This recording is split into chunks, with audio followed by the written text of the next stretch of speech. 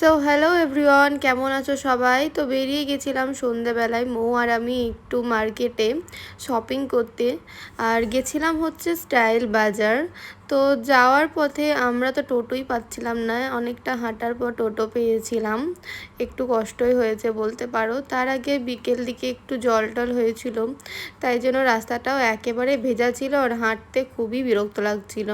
তো তারপর আমরা পৌঁছে গেলাম স্টাইল বাজার। তো স্টাইল বাজার প্রথমেই ঢুকেই আমরা দেখে নিলাম ছেলেদের কালেকশন কি কি এসেছে না এসেছে। তো তিনটে টি শার্ট পছন্দ হয়েছিল ছেলেদের, তো তিনটে টি শার্ট নিয়ে নিয়েছিলাম একজনের জন্য। তারপর আমাদের স্টাইল বাজারে সেরকম কিছু আর ভালো লাগেনি, তাই জন্য বেরিয়ে আমরা চলে গেছিলাম হচ্ছে এম বাজার। এম বাজারে গিয়ে আমি আমার জন্য জিন্স দেখছিলাম। তো অনেক খুঁজে খুঁজে আমার এই দুটো জিন্স পছন্দ হয়েছিল, তারপর আমি ট্রায়াল দিতে চলে গেছিলাম। দেন একটা পছন্দ হলো, তারপর আমি একটা নিয়ে নিয়েছিলাম, কিন্তু সেটা আমি আর সেদিনই নিইনি, তার পরের দিন সকালবেলায় গিয়ে নিয়েছিলাম।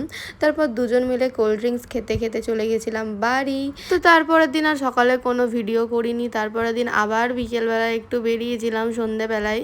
তো তাই একটু তোমাদের সঙ্গে শেয়ার করলাম। আর এই যে আমরা হাওড়া ব্রিজ পেরোচ্ছি, থুরি ছপুকো বেরোচ্ছি রামপুরহাট, একটু মজা করছিলাম।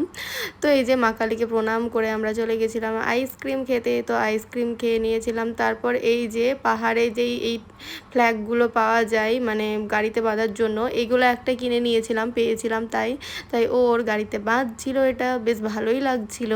তো বাইকে হলে ফিট হতো, বেশ ভালো লাগতো, স্কুটিতে বলে এভাবে হয়নি, একটু লুজ করে দিতে হয়েছে, বেশ ভালো লাগছিল। তারপর ঝমঝম করে বৃষ্টি চলে আসে, তাই বাড়ি আসতে অনেকটাই লেট হয়ে গেছিলো, তাই বাইরে বসে একটু বৃষ্টির এনজয় করছিলাম।